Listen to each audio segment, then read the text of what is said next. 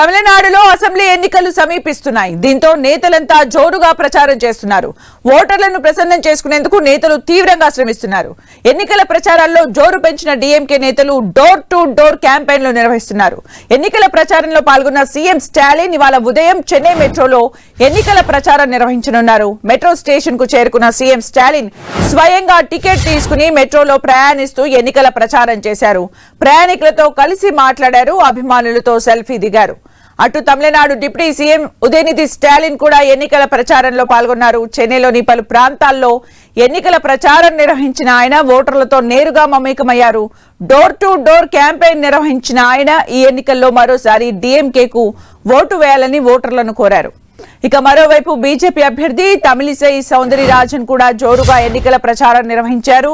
4 రోజుల క్రితమే నామినేషన్ దాఖలు చేసిన తమిళిసై ఎన్నికల ప్రచారంలో స్పీడ్ పెంచారు. మైలాపూర్ నియోజకవర్గం నుంచి బరిలోకి దిగుతున్న ఆమె ఇవాళ ఉదయం నియోజకవర్గంలో జోరుగా ప్రచారం చేశారు.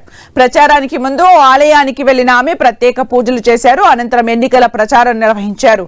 వినూత్నంగా ఆటోలో తమిళిసై ఎన్నికల ప్రచారం నిర్వహించారు. ఈ ఎన్నికల్లో తనను బీజేపీ అభ్యర్థుల్ని గెలిపించాలని ఆమె కోరారు.